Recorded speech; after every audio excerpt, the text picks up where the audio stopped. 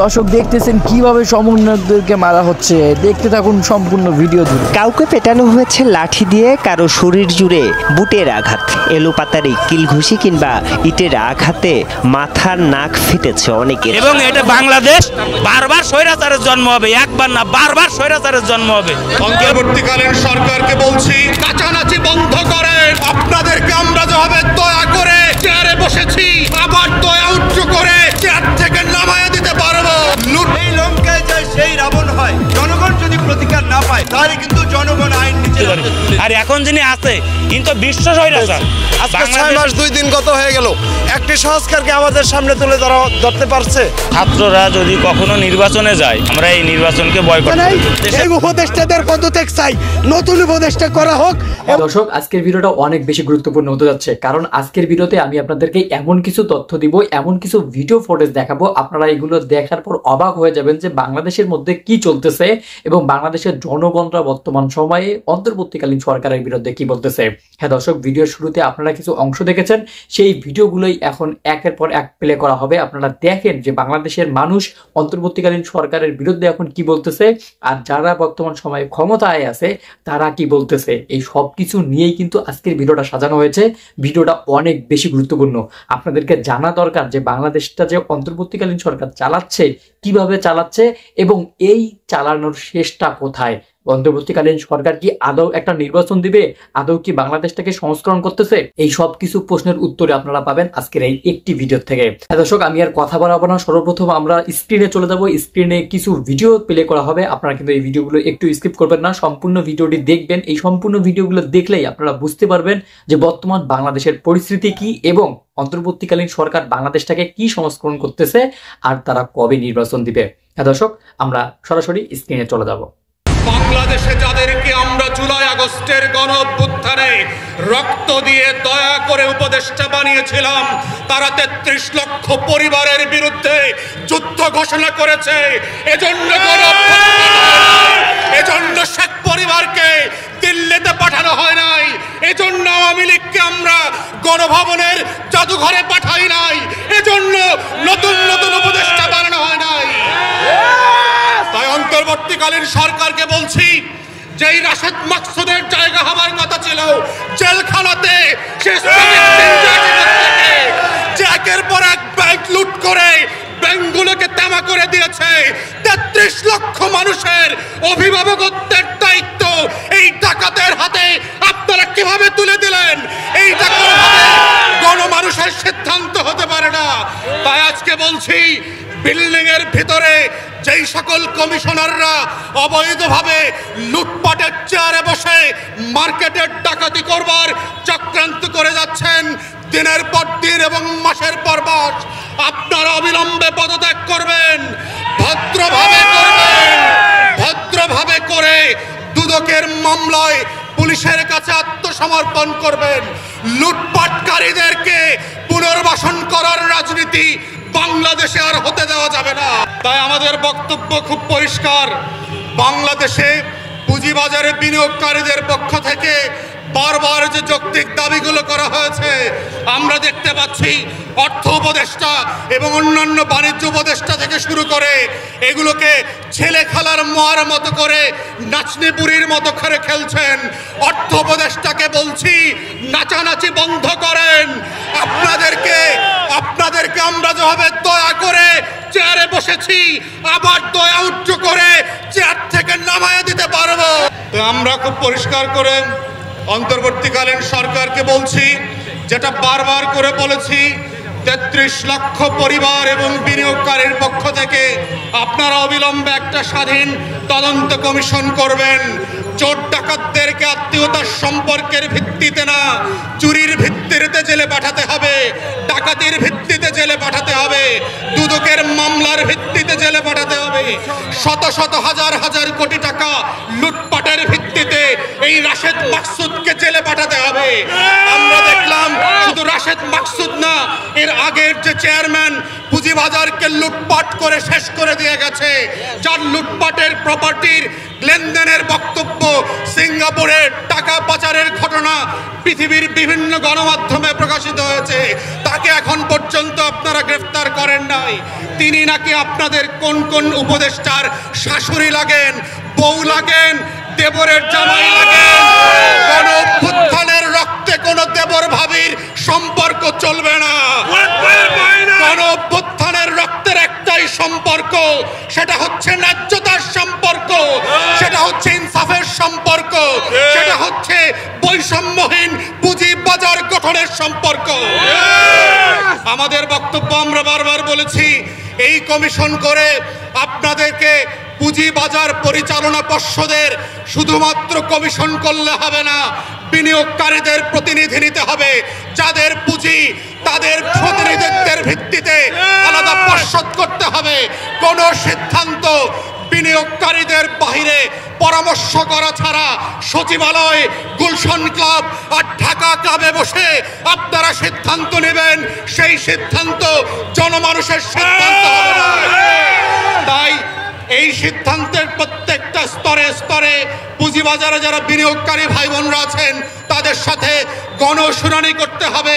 এই কমিশনকে পদচ্যুত করে নতুন যে কমিশন প্রস্তাব করবেন সেই কমিশনের সদস্যদের ব্যাপারে এই পুঁজিবাজারের বিনিয়োগকারীদের পরামর্শ নিতে হবে।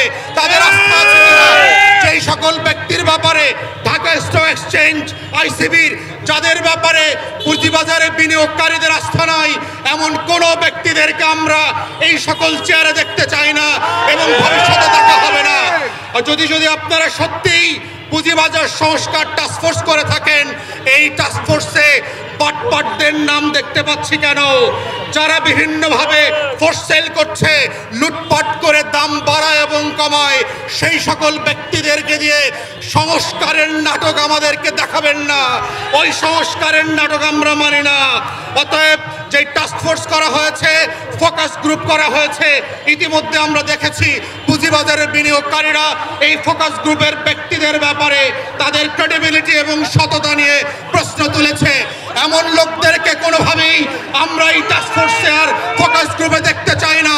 আমরা নতুন আস্থাবান সদস্য চাই, যাদের ভিত্তিতে, যাদের পরামর্শে, যাদেরকে পদস্থ করলে পরে পুঁজিবাজারে লক্ষ লক্ষ বিনিয়োগকারীরা আবার ঘুরে দাঁড়াবে, আবার এখানে প্রফিট করতে পারবে, জীবনের শারীরিক মানসিক বঞ্চনা থেকে তারা রেহাই পাবে।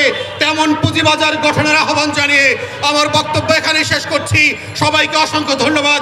আসসালামু আলাইকুম। এই যে সংস্কার কমিশনগুলো করেছে, জমিদারি দেখেছেন তো?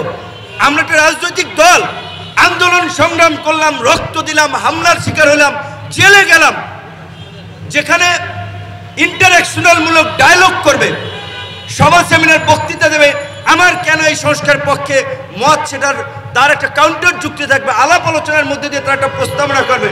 ওই আপনাদেরকে যেমন বলছে, রাজনৈতিক দলগুলোকে বলছে লিখিত প্রস্তাব পাঠাইন, মানে একটা রাষ্ট্র সংস্কার করবে। অবশ্যই এখন একেবারেই যদি অনভিজ্ঞ কিছু সুশীল ব্যক্তিদেরকে যে একটা কমিটি করে দেয় এবং যারা দীর্ঘদিন এনজিওর সাথে কাজ করে, এনজিওর ফর্মুলায় তারা এনজিওর ফান্ডিংয়ের জন্য ওই ব্যান্ডিংসের মধ্যে কার্যক্রম করেছে, তারা ওর বাইরে চিন্তা করতে পারবে না। তাহলে রাজনৈতিক দলগুলোর সাথে তো ওপেন ডায়ালগের প্রয়োজন ছিল, সেইটা অনেক কমিশন করে নাই। সংস্কার কমিশনের মধ্যে নির্বাচন সংস্কার কমিশন, বদিউল আলম মজুমদার, স্থানীয় সরকার তোফায়েল সাহেবের আমরা রুট লেভেলে কিছু কাজ দেখেছি। তো এইরকমভাবে এখন এই চেয়ারম্যান, যেখানে বিনিয়োগকারীরা তাদের সাথে কিভাবে আস্থা ফেরানো যায়, শেয়ার বাজারকে জাগিয়ে তোলা যায়, সেখানে ওপেন ডায়ালগ না করে, মত বিনিময় না করে চিঠি দিয়ে যান, জমিদার হয়ে গেছেন তারা। এটা আসলে এই জাতির দুর্ভাগ্য যে যারই চেয়ারে বসান, ক্ষমতায় বসান, জমিদার হয়ে যায়। অন্যের কথা শোনার তাদের আর আগ্রহ থাকে না। আমরা পরিষ্কারভাবে বলতে চাই, আগামী 15 দিনের মধ্যে এই ক্ষতিগ্রস্ত বিনিয়োগকারীদের বিষয়ে সরকার, সিকিউরিটি এক্সচেঞ্জ কমিশন কিংবা আরও যে সমস্ত প্রতিষ্ঠান রয়েছে তারা কি কার্যকর পদক্ষেপ নিয়েছে আমরা সেটার আপডেট দেখতে চাই। অন্যথায় কারো চেয়ার থাকবে না, এইখানে আর দাঁড়াবো না। 15 দিনের মধ্যে আমরা কার্যকর পদক্ষেপ দেখতে চাই। এবং আমি আবার বলছি, আমি ডিটেলস ইনফরমেশন নিতে পারি নাই, কিন্তু চেয়ারম্যানের বিরুদ্ধে যদি অভিযোগ থাকে অর্থ উপদেষ্টাকে বলবো অবশ্যই সেই চেয়ারম্যানকে সরিয়ে দিতে হবে। একই সাথে অন্যান্য প্রতিষ্ঠানেও যে সমস্ত ফ্যাসিস্টের সহযোগীরা এখনো বসে আছে তাদের বিরুদ্ধে যদি আপনারা ব্যবস্থা না নেন তাহলে ওই ছাত্র জনতা নাগরিকরা টেনে হিসেবে নামাবে। সেটাকে যদি আপনারা মব জাস্টিস বলেন, মব বলেন, কিচ্ছু করার নাই। কারণ আইন যদি আইনের গতিতে না চলে, জনগণ যদি প্রতিকার না পায়, তাহলে কিন্তু জনগণ আইন নিজের হাতে তুলে নেবে। তবে সর্বশেষ একটা অনুরোধ করে আমার বক্তব্য শেষ করব, সেটি হচ্ছে পৃথিবীর বিভিন্ন দেশে একটা বিপ্লবের পরে, প্রতি বিপ্লব এই ধরনের অভ্যুত্থান কিংবা পরিবর্তনের পরে নানান ধরনের অস্থিরতা তৈরি হয়, নানান ধরনের ভেস্টেড গ্রুপ মার্কেটে নেমে বিভিন্ন ধরনের অস্থিরতা তৈরি করে। সেই ক্ষেত্রে এখন যাকে তাকে আবার ফ্যাসিবাদের দোসর কিংবা যাকে তাকে ট্যাগ দিয়ে যদি আমরা বেশি সংখ্যক মানুষকে হস্টাইল করে ফেলি, তাহলে কিন্তু আমাদের যে কাঙ্ক্ষিত লক্ষ্য উদ্দেশ্য, একটা পরিবর্তন, একটা রিফর্ম, আগামীর একটা সুন্দর দেশ, সেই জায়গায় আমরা পৌঁছাতে পারবো না। কাজে আমাদের মত পথের ভিন্নতা থাকা সত্ত্বেও দেশের বৃহত্তর স্বার্থে আমাদের মৌলিক বিষয়গুলোতে একমত হয়ে আগামীর পথ চলতে হবে, কাজ করতে হবে। সবাইকে ধন্যবাদ। ছাত্ররা যদি কখনো নির্বাচনে যায়, সেই নির্বাচনটাকে আমরা যারা অভিভাবক আছি ছাত্রদের, আমরা এই নির্বাচনকে বয়কট করে দেব। কারণ আমাদের সন্তানদেরকে অস্ত্রের মুখে, ইট ফাটকেল, লাঠি, চল, ঘুষির এর আঘাতে একটা সিঙ্গাড়া আর একটা লাল চা আর গলিতে দাঁড়ায় হলে একটা সিগারেট খাইয়ে আমার সন্তান 5 বছর জেল খাটবে, বারবার কোর্টে হাজিরা দেবে, এটা তো আমি মানে নেব না। একজন সচেতন নাগরিক হয়ে তো মানে নেব না। আমাদের যারা এই সরকার হাঁটানোর পক্ষে ছিল এবং যারা আপনার কোটার পক্ষে ছিল, এটা 2 শ্রেণী হয়ে গেছে। এখন এক শ্রেণী যারা বাসায় চলে গেছে, কলেজ ক্যাম্পাসে ফিরে গেছে, পড়াশুনো করতেছে, এরাই আসছে ওই সেই কোটা আন্দোলনের সাধারণ ছাত্র। আর যারা এখন এই রাজনৈতিক দল গঠন করতেছে, আওয়ামী লীগ বাদ দেবে, বিএনপির সাপ আছে, জামাতের আছে, বিভিন্ন আঙ্গিক সঙ্গীতে যারা কথা বলতেছে, এরা ছাত্রও নেই, এরা এদেশের সুস্থ মস্তিষ্কের একজন নাগরিকও নেই। এদের নেশা হয়ে গেছে টাকা, এদের নেশা হয়ে গেছে প্যারাডো গাড়ি, এদের নেশা হয়ে গেছে মার্সিডিজ, এদের নেশা হয়ে গেছে বৈদেশিক মুদ্রার, এদের নেশা হয়ে গেছে বৈদেশিক ভ্রমণের। এখন এরা আমাদের দেশ থেকে, আমি সচেতন নাগরিক কিনা বলতে পারি না, কিন্তু আমার নৈতিক দৃষ্টি থেকে মনে হয় যে এরা এখন দেশের ক্ষতি করতেছে। ভাই দেন, বর্তমানে আমাদের অবস্থা খুবই খারাপ, দুঃখজনক একটা বিষয়। আমরা বিগত দিন ধরে পায়ে চালিত যে সকল রিক্সাওয়ালারা আছি, আমাদের জীবনযাপন খুবই কষ্টের সাথে যাচ্ছে। মানুষের দৈনন্দিন জীবনে যে দ্রব্যমূল্য লাগে, এই দ্রব্যমূল্যের ভিতরে কিছুটা মালের দাম এরকম যে সস্তায় পাওয়া যাচ্ছে, আর কিছুটা মাল এরকম যা 3টে মাল কিনতে গেলে আমাদের সারাদিনের পারিশ্রমিক যে টাকা, এই টাকায় কুলাচ্ছে না, আমরা পাচ্ছি না। কারোর সংসারে একজন আয় করা লোক, 5 জন খাওয়ানো লোক। এখন 5 জন মানুষের মুখে ভাত তুলে দিতে গেলে ওই একজন লোকের বুকে মাটি ঠেকে যাচ্ছে। আমাদের এখান থেকে যে ভাড়াটা 60 টাকা ছিল, সেই ভাড়াটা এখন পাবলিক 30 টাকা 40 টাকার বেশি বলে না। সবাই এই অটো গাড়ি তলাশ করে এবং অটো গাড়ির একটা সিন্ডিকেট হয়েছে। এরা এই 5 আগস্টের পরে মোটে না হলেও 1 লক্ষ গাড়ি, নতুন গাড়ি এরা তৈরি করেছে। এদের সংখ্যা বাড়ানোর জন্য দিন আগে রাস্তার থেকে ভিখারি ধরে নিয়ে আসে হাইকোর্টের সামনে মানববন্ধন করালো যে আমরা প্রতিবন্ধী, আমাদের রাস্তায় চলার জন্য সুযোগ দিতে হবে। আপনারা সবাই এইটা পরীক্ষা করেন, ওরা সঠিকভাবে কেউ প্রতিবন্ধী না, ওরা রাস্তার ভিখারি ছিল। ওদেরকে 500 টাকা 1000 টাকা করে দিয়ে ওই দিন মানববন্ধনে হাজির করানো হয়েছে এবং তারপরে কেউই আর এই অটো রিক্সা চালায় না। ওই দিন শুধুমাত্র রিক্সায় চড়ে আইছে। হাইকোর্টের সামনে আমরা দেখেছি তাদেরকে এখনও অনেক জায়গায় ভিক্ষা করতে দেখি। এখন আমাদের পায়ে চালিত যে সকল রিক্সাওয়ালারা আছে, আমাদের তো কেউ অভিভাবক নাই, আমাদের গ্যারেজ মহাজনদের সেরকম কোনো অ্যাবিলিটি নাই যে আমাদেরকে নিয়ে আন্দোলন সংগ্রাম করবে। এবং আমরা যে আন্দোলন করব যা খাই আমাদের ঘরে, তো সেই দিনের আন্দোলন যেদিন করব ওই দিনের খাবারই থাকে না, তা আমরা কিভাবে আন্দোলন করব? এখন আছে নেতা কারা বলেন তো দেখি, নেতা কারা বাংলাদেশে জানেন আপনারা? নেতা হলো সমন্বয়করা। আমি আজকের ছেলেদেরকে বলবো, বাপের নাম বাদ দিতে চায় সে সুসন্তান না। এই যে সমন্বয়কারীরা, আমি যদি বলি আপনার তো বনলতা সেনের মতো এতদিন কোথায় ছিলেন? নাটোরের বনলতা সেন একদিনে আন্দোলন হয়, এক মাসে নেতা হয়। ইলেকশন একটা হতেই হবে, নির্বাচিত সরকার হতে হবে, নির্বাচিত প্রধানমন্ত্রী হতে হবে, পার্লামেন্ট মেম্বার হতে হবে। 300 কোটি 300 এমপি এলাকায় দাঁড়াবে, 300 নেতা। এখন কোন নেতা আছে? দেশটা অন্ধকার, বিপদে পড়লে কই যাবে কেউ জানে না। এখন আছে নেতা কারা? বলেন তো দেখি, নেতা কারা বাংলাদেশে জানেন আপনারা? কোনো খোঁজ রাখেন না, বুড়া হয়ে গেছেন গা মুক্তিযোদ্ধারা। নেতা হলো সমন্বয়করা, সমন্বয়করা হলো নেতা। এইরকম বাচ্চা ছেলে, এইরকম আমার নাতির চেয়ে ছোট বাচ্চা ছেলেরা নেতা। এরা গিয়ে ডিসির সামনে বইয়া হাত নাইরা কয়, পায়ের উপরে পাও তুলে কয়, প্রজেক্টটা করেন, আমাদেরকেও কিছু দেন। এরা কলেজে ভর্তি করায়, ইউনিভার্সিটিতে ভর্তি করায়, এরা চাকরি দেয়, জীবনে কোনোদিন পলিটিক্স করে নাই। এমনকি এরা হসপিটালে পর্যন্ত কেবিন দেয়। আমি এই দেশ আন্দোলন সংগ্রাম করে চাই নাই, বলে না বিএনপি কিছু করছে নাই, তারা নাকি করছে। 5ই জুলাই থেকে 5ই আগস্ট নিশ্চয়ই ছাত্রদের অবদান ছিল, আমি স্বীকার করব অবনত মস্তকে। কিন্তু জমিটা আমার, জমিতে বীজ ফলাইছি আমি, রোয়া লাগাইছি আমি, বিএনপি হালিবাস দিছি আমি, পানি দিছি আমি, সার দিছি আমি, পাম্পের পেট্রোলের টাকা দিছি আমি, ফসল ফলাইছি আমি, হলুদ ধান হইছে। তুমি হইলা দাওয়াল, তুমি দাওয়াল কাটতে দিছো, তুমি নিবা 8 ভাগের 1 ভাগ। এটা সারা দুনিয়াতে আমার হাওর অঞ্চলে ধান কাটতে দিলে 8 ভাগের 1 ভাগ। তুমি দাওয়াল, তুমি সব নেতা না। তুমি কিসের নেতা? তুমি কোথায় ছিলা? আমি ফজলুর রহমান যখন জীবন মৃত্যু রিস্ক নিয়ে সংসপ্তকের ভূমিকায় হাসিনার বিরুদ্ধে অবতীর্ণ হয়েছিলাম, প্রত্যেকটা দিন প্রত্যেকটা মুহূর্ত মরতে পারতাম। আমরা সবাই যখন এইখানে জীবন যৌবন শেষ করেছিলাম, ওই বিএনপির কর্মীরা 15 বছর যাবৎ হাজারে হাজারে জেল খেটেছিল, শয়ে শয়ে মৃত্যুবরণ করেছিল, শত শত বিএনপির কর্মী ইলিয়াস আলী সহ গুম হয়েছিল। যখন বিএনপির কর্মীদের নামে হাজারে হাজারে মামলা হয়েছিল, 50 লক্ষ বিএনপির নেতা কর্মী আসামি হয়েছিল। তোমরা কোথায় ছিলা? হ্যাঁ, আপনি কোথায় ছিলেন? ওই যে কথা কয়, 1000 বছর ধরে আমি পথ হাঁটিতেছি পৃথিবীর পথে, সিংহল সমুদ্র থেকে নিশীথের অন্ধকারে মালয় সাগরে, সেখানে ছিলাম আমি আরো দূর অন্ধকারে বিদর্ভ নগরে।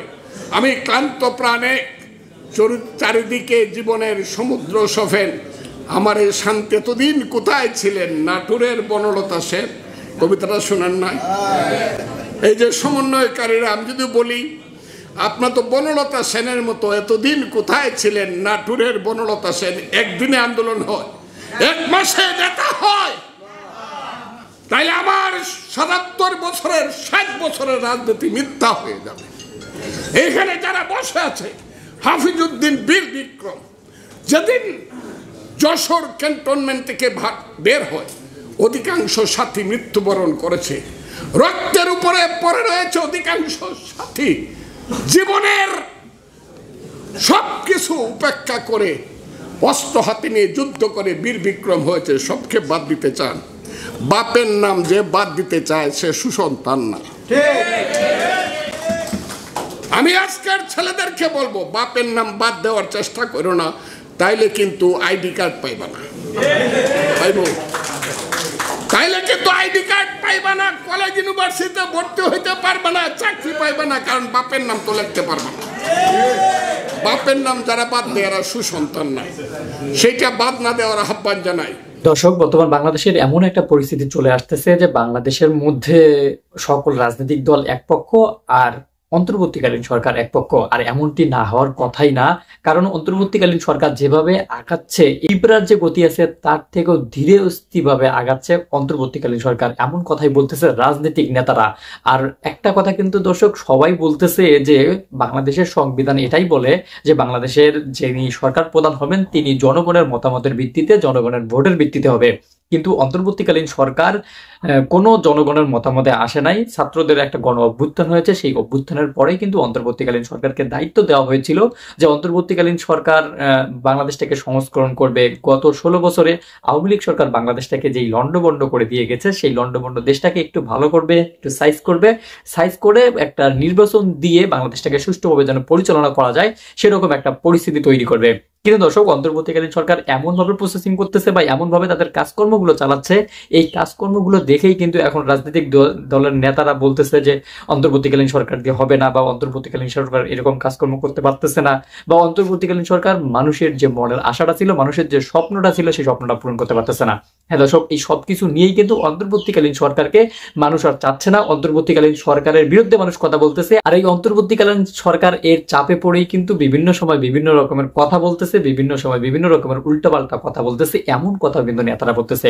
কিন্তু বর্তমান সময়ের রাজনৈতিক দলের নেতাদের বক্তব্য এবং অন্তর্বর্তীকালীন সরকারের কাজকর্ম দেখে আপনাদের কি মনে হচ্ছে? সত্যি কি জনগণ কিছু পাবে?